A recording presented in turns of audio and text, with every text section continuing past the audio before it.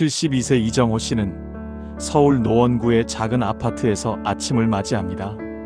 창문 너머로 회색빛 건물들이 가득하고 골목마다 오토바이 소리와 차 경적이 끊이지 않습니다. 그는 퇴직한 지 이제 겨우 5달이 지났습니다. 서울에서 나고 자라 서울에서 직장 생활을 했고 서울에서 아이들을 키웠습니다.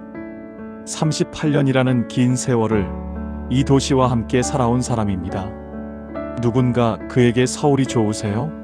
라고 물으면 그는 늘 이렇게 대답했습니다. 익숙하죠. 이 도시 말고는 모르니까요. 그런데 퇴직 후 처음으로 그 익숙함이 낯설게 느껴지기 시작했습니다. 퇴직 전에는 바빴습니다. 아침 일찍 출근해서 저녁 늦게 돌아오는 삶 속에서 서울이 불편하다는 생각을 할 틈이 없었습니다.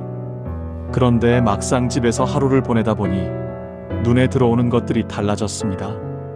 집 앞 마트까지 걸어가는 길이 생각보다 번잡하고 병원 하나 가려면 줄을 서서 1시간을 기다려야 하며 수만 번 크게 쉬고 싶어 공원에 나가도 사람들로 북적입니다. 무엇보다 생활비가 만만치 않습니다. 아파트 관리비에 물가 부담까지 더하니 한 달 한 달이 예상보다 빠르게 빠져나갑니다. 자녀들은 이미 독립해 각자의 삶을 살고 있고 이정호 씨 부부에게는 이제 하루하루의 평온함이 가장 중요한 시간이 되었습니다. 그런데 그 평온함이 서울에서는 쉽게 찾아지지 않는다는 느낌, 그 느낌이 슬며시 마음 한켠을 두드리기 시작했습니다. 그러던 어느 가을날이었습니다. 이정호 씨는 동네 주민센터에서 운영하는 인문학 강좌에 우연히 참석했습니다. 제목이 눈에 띄었습니다. AI 시대가 바꾸는 우리의 삶. 젊은 시절이었다면 무심코 지나쳤을 주제였지만 은퇴 후 시간이 많아진 그는 호기심 반 기대 반으로 강의실 문을 열었습니다. 강연자는 50대 중반의 기술 전문가였는데 어려운 말 없이 차분하게 이야기를 풀어나갔습니다. 앞으로 10년에서 20년 사이에 세상은 지금과는 매우 다른 모습이 될 것입니다. 인공지능과 로봇 기술이 빠르게 발전하면서 공장에서 일하던 사람들의 자리를 기계가 대신하고 물건을 배달하는 일도 드론과 자율주행 차량이 맡게 될 것입니다. 병원에서는 AI가 의사를 도와 더 빠르고 정확하게 진단을 내리고 슈퍼마켓 계산대에서도 직원 없이 스스로 결제가 이루어지는 시대가 옵니다. 이것은 먼 미래의 이야기가 아닙니다. 지금 이미 시작되고 있는 이야기입니다. 강의실 안에 있던 사람들이 조용해졌습니다. 이정호 씨도 고개를 살짝 숙이고 생각에 잠겼습니다. 강연자는 말을 이었습니다. 그렇다면 이런 변화가 우리 삶에 어떤 영향을 미칠까요? 특히 은퇴 이후를 살아가고 계신 분들께는 이 변화가 어떻게 다가올까요? 기술이 발전하면 편리한 서비스가 늘어날 것입니다. 하지만 동시에 도시는 더욱 빠르게 변하고 생활 물가는 더욱 오를 수 있습니다. 모든 것이 디지털로 바뀌면서 오히려 적응하기 어려운 환경이 만들어질 수도 있습니다. 반면에 기술이 지방으로도 퍼져나가면 예전에는 대도시에서만 가능했던 서비스들이 작은 도시에서도 누릴 수 있는 시대가 옵니다. 원격 진료, 온라인 장보기, 스마트 교통 시스템 같은 것들이 지방, 도시의 삶도 충분히 편리하게 만들어줄 수 있다는 뜻입니다. 이 말이 이정호 씨의 마음속에서 오랫동안 울렸습니다. 그는 강의를 들으면서 생각했습니다. 그동안 노후 준비라고 하면 늘 돈 이야기, 건강 이야기뿐이었는데 어디에서 살 것인가라는 질문은 한 번도 진지하게 해본 적이 없었다는 것을. 집으로 돌아오는 길, 이정호 씨는 천천히 걸으면서 스스로에게 물었습니다. 나는 지금 어디에서 살고 싶은가? 그리고 앞으로 10년, 20년 뒤에는 어디에서 살아야 편안할 것인가? 그 질문은 단순한 이사 고민이 아니었습니다. 인생의 후반부를 어떻게 설계할 것인가 하는 깊은 물음이었습니다. 그리고 이 이야기를 지금 이 영상 앞에서 함께 듣고 계신 여러분께도 같은 질문을 드리고 싶습니다. 노후의 가장 중요한 것은 무엇일까요? 돈일까요? 건강일까요? 아니면 자녀 곁에 있는 것일까요? 물론 모두 중요합니다. 하지만 오늘 이 시간에는 조금 다른 이야기를 해보려고 합니다. 노후의 삶의 질을 결정하는 데 있어서 생각보다 훨씬 중요한 요소가 바로 어디에서 사느냐라는 사실에 대해 이야기하고 싶습니다. 우리는 흔히 노후 준비를 이야기할 때 통장 잔고나 연금 수령액을 먼저 떠올립니다. 물론 그것도 중요합니다. 하지만 아무리 노후 자금이 넉넉해도 사는 환경이 나에게 맞지 않으면 삶의 만족감은 쉽게 떨어질 수 있습니다. 반대로 여유가 많지 않아도 생활비 부담이 적고 자연이 가까우며 의료 접근성이 좋은 곳에서 산다면 하루하루가 훨씬 더 풍요롭게 느껴질 수 있습니다. 거주지는 단순히 잠을 자는 곳이 아닙니다. 아침에 눈을 뜨면 가장 먼저 마주하는 환경이고 산책을 나가고 밥을 먹고 이웃과 이야기를 나누는 생활의 무대입니다. 그 무대가 나에게 맞는 곳이어야 노후의 하루하루가 의미 있게 쌓일 수 있습니다. 그렇다면 AI 시대에는 노후의 삶이 어떻게 달라질까요? 앞서 강연자의 이야기처럼 기술은 빠르게 발전하고 있습니다. 그 변화 중에는 노후를 사는 분들에게 분명히 도움이 되는 것들이 있습니다. 예를 들어 원격 진료 서비스가 더 보편화되면 몸이 불편한 날에도 집에서 의사 선생님과 영상통화로 간단한 진료를 받을 수 있게 됩니다. 지금도 일부 지역에서는 이런 서비스가 시작되고 있습니다. 또한 스마트 돌봄 기기들이 등장하면서 혼자 사는 어르신들도 더 안전하게 생활할 수 있는 환경이 만들어지고 있습니다. 몸에 이상이 생기면 자동으로 가족이나 병원에 알림이 가는 시스템, 집안 곳곳의 상태를 모니터링하는 기기들이 점점 늘어나고 있습니다. 배달 서비스도 더 정교해지고 있어서 먼 마트까지 가지 않아도 신선한 식재료를 집 앞에서 받을 수 있는 시대가 이미 왔습니다. 이런 서비스들이 지방 중소도시에도 점점 확산되고 있다는 점은 매우 중요한 변화입니다. 하지만 기술이 발전해도 변하지 않는 것이 있습니다.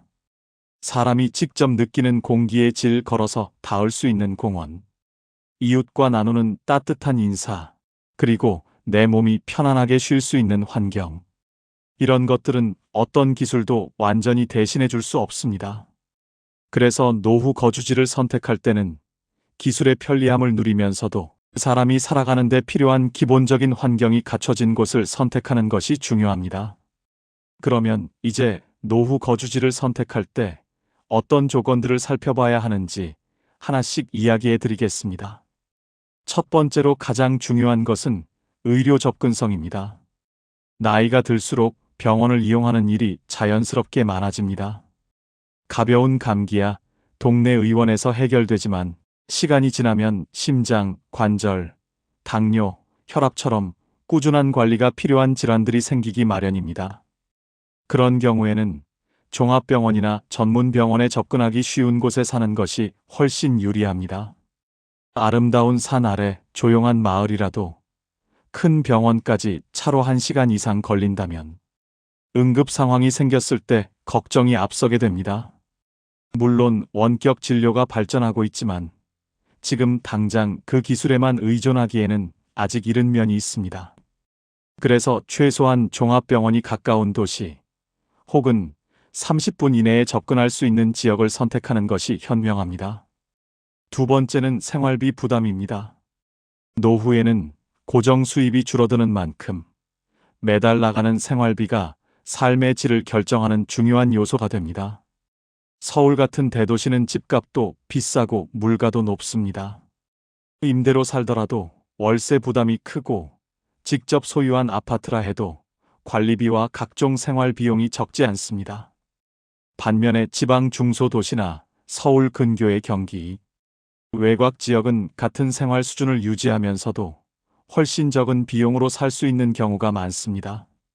같은 금액으로 더 넓은 공간에서 살 수도 있고 남은 자금을 여행이나 취미 생활에 활용할 여유가 생깁니다. 노후에 아껴 쓰는 삶과 여유 있는 삶의 차이는 종종 어디에서 사느냐에 따라 결정됩니다. 세 번째는 교통 접근성입니다. 나이가 들면 직접 운전을 하기 어려워지는 시기가 옵니다. 그때를 미리 생각해서 대중교통이 잘 갖춰진 곳을 선택하는 것이 좋습니다. 기차역이 가깝거나 고속버스 터미널이 있어서 서울이나 다른 대도시로 이동하기 쉬운 곳이 장기적으로 훨씬 편리합니다. 자녀들이 방문하기 쉽고 본인이 필요할 때 어디든 나갈 수 있는 연결성이 노후의 활동 반경을 넓혀줍니다. 아무리 살기 좋은 곳이라도 교통이 불편하면 시간이 지나면서 고립감을 느끼게 될 수 있습니다. 네 번째는 생활 인프라입니다. 마트, 약국, 은행, 우체국, 공원 같은 기본적인 생활 시설이 걸어서 혹은 짧은 이동으로 닿을 수 있는 거리에 있어야 합니다. 이런 것들이 가까이 있으면 일상이 훨씬 수월해집니다. 게다가 도서관, 문화센터, 복지관 같은 시설이 잘 갖춰진 도시라면 노후의 배움과 사교 활동을 즐기기에도 좋습니다. 많은 분들이 은퇴 후 갑작스러운 무료함과 외로움을 경험하시는데 이런 문화복지 인프라가 잘 갖춰진 도시에서는 새로운 취미를 찾고 사람들과 어울리기가 훨씬 쉬워집니다. 다섯 번째는 자연 환경입니다.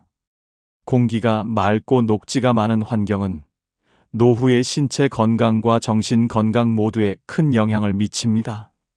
매일 아침 가볍게 걸을 수 있는 산책로가 있고 계절마다 바뀌는 자연의 모습을 가까이서 느낄 수 있다면 하루를 시작하는 기분 자체가 달라집니다.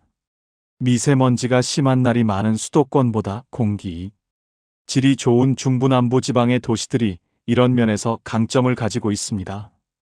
자연이 주는 위로와 치유의 힘은 어떤 최신 기술도 흉내낼 수 없는 것입니다. 이 다섯 가지 조건을 종합해보면 노후에 가장 살기 좋은 지역의 유형이 자연스럽게 그려집니다. 서울 같은 대도시도 아니고 깊은 산골 오지도 아닌 중간 규모의 도시입니다. 인구 20만에서 50만 사이의 지방 도시들이 이 조건을 가장 잘 충족하는 경우가 많습니다. 이런 도시들은 종합병원이 있고 생활 인프라도 갖춰져 있으면서 집값과 물가는 서울보다 훨씬 낮습니다. 주변으로 조금만 나가면 산과 강이 있고 도심은 걸어 다닐 수 있을 만큼 아담합니다. 그리고 무엇보다 사람들 사이의 정서적 거리가 가깝습니다. 이웃과 눈을 마주치고 인사를 나누는 문화가 남아있는 곳, 그것이 노후에는 생각보다 훨씬 큰 위안이 됩니다. 반대로 노후에 피해야 할 지역도 분명히 있습니다. 먼저 아무리 경치가 아름다워도 의료기관과 생활, 편의시설이 너무 부족한 깊은 시골 지역은 주의가 필요합니다. 60대에는 운전도 하고 스스로 해결할 수 있지만 70대 후반, 80대에 접어들었을 때 병원 가는 길이 멀고 교통이 불편하다면 그것은 불편함을 넘어 안전의 문제가 됩니다. 실제로 노후의 자연을 그리워하며 산간 지역으로 이사했다가 몇 년 후 건강이 나빠지면서 다시 도시 근처로 이사를 결정하는 분들이 적지 않습니다. 처음 이사할 때의 결정이 나중에 2번, 3번의 이사로 이어지는 것은 체력적으로도 경제적으로도 부담이 큽니다. 또한 인구가 급격하게 줄어들고 있는 도시도 조심해야 합니다. 지금 당장 살기 불편하지 않아 보여도 10년 후, 20년 후에는 그 도시의 생활 인프라 자체가 줄어들 수 있습니다. 마트가 문을 닫고 버스 노선이 줄어들고 병원이 사라지는 일이 인구 감소 도시에서는 이미 현실로 나타나고 있습니다. 노후에는 한번 정착한 곳에서 오래 살게 되는 만큼 그 도시의 미래 가능성도 함께 살펴봐야 합니다. 젊은 인구가 계속 빠져나가고 있는 곳보다는 나름의 산업 기반이나 관광 자원 혹은 대학 등의 기관이 있어서 어느 정도 인구가 유지되는 도시를 선택하는 것이 현명합니다. 이제 실제로 어떤 도시들이 노후 거주지로 좋은 선택이 될 수 있는지 이야기해 드리겠습니다. 물론 정답은 없습니다. 사람마다 중요하게 생각하는 조건이 다르고 가족 상황도 다르기 때문입니다. 하지만 앞서 말씀드린 5가지 조건, 즉 의료 접근성, 생활비, 교통, 인프라, 자연환경을 기준으로 살펴볼 때 눈에 띄는 지역들이 있습니다. 먼저 강원도 원주입니다. 원주는 강원도에서 가장 큰 도시로 인구 35만 명 규모의 안정된 중형 도시입니다. 서울에서 KTX로 40여 분이면 닿을 수 있어 교통 접근성이 뛰어납니다. 원주 세브란스 기독병원을 비롯한 의료기관이 잘 갖춰져 있고 혁신도시 개발로 생활 인프라도 계속 확충되고 있습니다. 무엇보다 주변으로 치악산 국립공원이 있어 자연 환경이 훌륭합니다. 산책로를 따라 계절을 느끼며 걷고 맑은 공기를 마실 수 있는 환경이 일상 속에 자연스럽게 녹아있는 도시입니다. 서울과의 연결이 좋아서 자녀들이 방문하기도 편하고 본인이 서울에 볼 일이 있을 때도 부담이 없습니다. 충청북도 제천도 많은 분들이 노후 거주지로 관심을 갖는 도시입니다.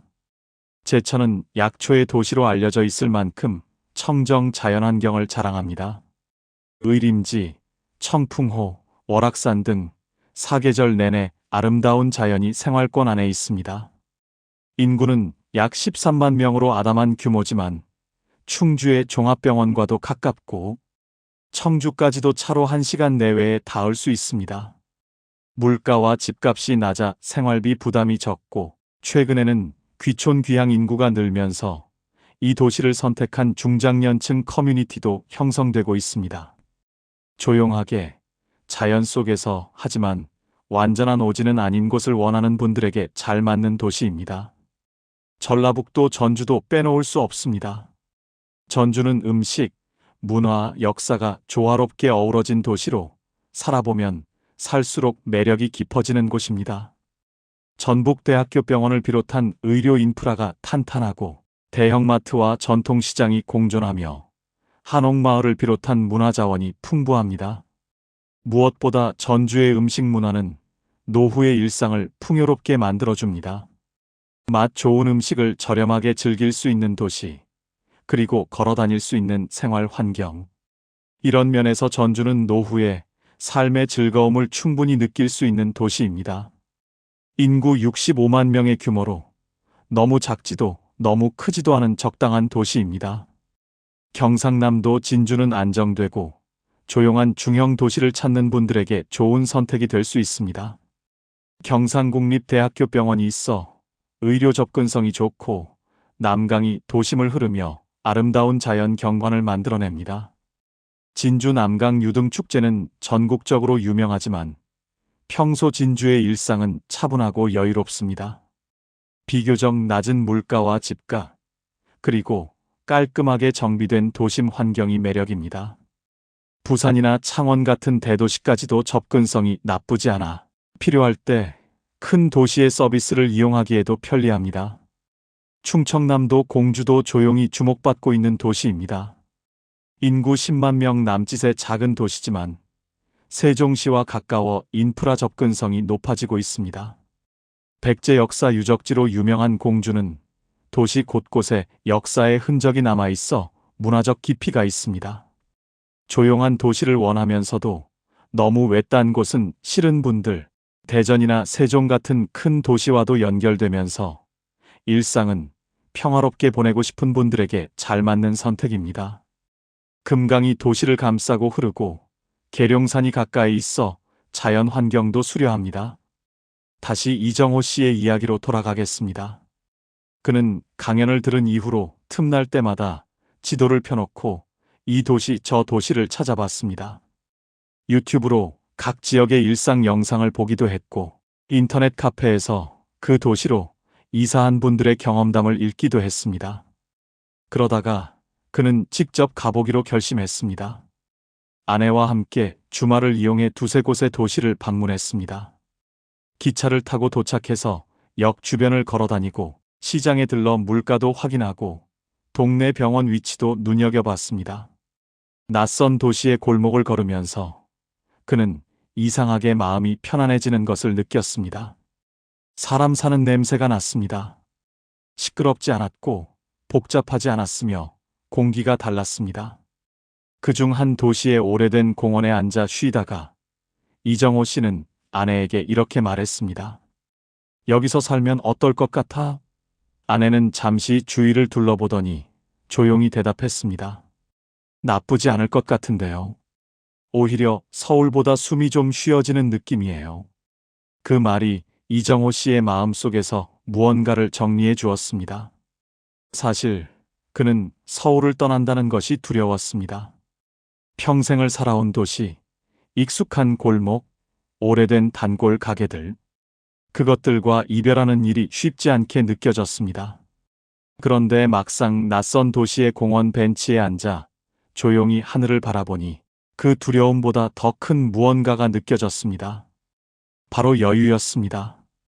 그는 서울로 돌아오는 기차 안에서 조용히 결심했습니다. 몇 달간 더 알아보고 준비가 되면 이사를 해보겠다고. 서울 아파트를 팔거나 전세로 내주면 상당한 자금이 생기고 그 자금으로 지방에 넓고 쾌적한 아파트나 작은 주택을 마련할 수 있습니다.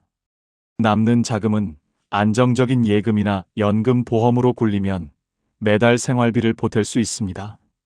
서울에서 팍팍하게 살던 것보다 훨씬 여유 있는 노후가 될 수 있다는 계산이 나왔습니다. 무엇보다 그의 마음이 이미 어느 방향을 향하고 있었습니다. 실제로 이사를 결정하고 낯선 도시에서의 첫 몇 달은 쉽지 않았습니다. 아는 사람도 없고 자주 가던 가게도 없습니다. 길을 잘못 들기도 하고 이웃과 어색하게 눈인사를 나누는 날들도 있었습니다. 하지만 석 달이 지나자 달라지기 시작했습니다. 아침마다 산책을 나가는 공원길에서 같은 시간에 만나는 얼굴들이 생겼습니다. 동네 문화센터에서 수묵화 수업을 듣기 시작했고 거기서 비슷한 나이의 이웃을 몇 명 사귀었습니다. 아내는 시장에서 단골이 되어 채소 장수 할머니와 수다를 떠는 사이가 되었습니다. 무엇보다 매달 나가는 생활비가 서울에 살 때보다 눈에 띄게 줄었고 그 덕분에 반년에 한 번씩 여행도 다닐 여유가 생겼습니다. 어느 날 서울에 사는 오랜 친구가 연락을 해왔습니다. 거기 가서 사니까 어때? 심심하지 않아? 이정호 씨는 웃으면서 대답했습니다. 심심할 틈이 없어. 오히려 서울에 살 때보다 하루가 더 알차게 느껴져. 젊을 때는 어디서 돈을 벌까를 고민했는데 이제는 어디서 편안하게 살까를 고민하는 나이가 된 것 같네. 그리고 그 답을 이제야 찾은 것 같아. 친구는 한참 조용히 있다가 말했습니다. 나도 한번 가서 구경해도 될까? 이정호 씨는 크게 웃으며 대답했습니다. 언제든지 와. 맛있는 거 많아. 지금 이 영상을 보고 계신 여러분, 노후는 단순히 나이가 드는 시간이 아닙니다. 젊은 날 열심히 달려온 뒤에 비로소 내 속도로, 내 방식으로 살 수 있는 시간입니다. 아침에 눈을 떴을 때 서두르지 않아도 되고, 누군가의 눈치를 보지 않아도 되며, 그저 오늘 하루를 내가 원하는 대로 채울 수 있는 시간. 그 소중한 시간을 어디에서 보내느냐는 생각보다 훨씬 중요한 문제입니다. 화려한 도시의 편리함도 있고 깊은 자연의 고요함도 있지만 노후의 가장 좋은 곳은 그 두 가지가 적당히 어우러진 내 몸과 마음이 가장 편안하게 쉴 수 있는 곳입니다. 그곳이 어디인지는 사람마다 다를 수 있습니다. 하지만 중요한 것은 그 질문을 아직 해보지 않은 분이 있다면 오늘부터라도 천천히 생각해 보시기를 권해드린다는 것입니다. 나는 노후를 어디에서 보내고 싶은가? 내 몸이 편안한 곳은 어디인가? 내 마음이 쉬어지는 환경은 어떤 모습인가? 이 질문들에 대한 답을 미리 생각하고 준비하는 것. 그것이야말로 어쩌면 가장 실질적인 노후 준비일지도 모릅니다. 노후는 준비한 만큼 편안해집니다. 그리고 그 준비는 돈만이 아니라 내가 살고 싶은 삶의 모습을 그려보는 것에서 시작됩니다. 오늘 이 이야기가 여러분의 마음속에서 그 그림을 조금이나마 선명하게 만들어드렸으면 좋겠습니다. 오늘 이 영상을 다 보신 후 댓글로 한 가지만 나눠주세요. 여러분은 노후를 어느 지역에서 보내고 싶으신가요? 지금 사는 곳에서 계속 사실 건지 아니면 새로운 곳으로 떠나고 싶으신 건지 혹은 이미 이사를 경험해 보셨다면 그 이야기도 들려주세요. 이정호 씨처럼 고민 중이신 분들, 이미 결정을 내리신 분들, 아직 생각해 본 적 없는 분들 모두 환영입니다. 여러분의 그 한마디가 지금 비슷한 고민을 하고 계신 다른 분들께 진짜 살아있는 정보가 됩니다. 오늘도 끝까지 함께 해주셔서 진심으로 감사드립니다. 지금까지 황금노후였습니다.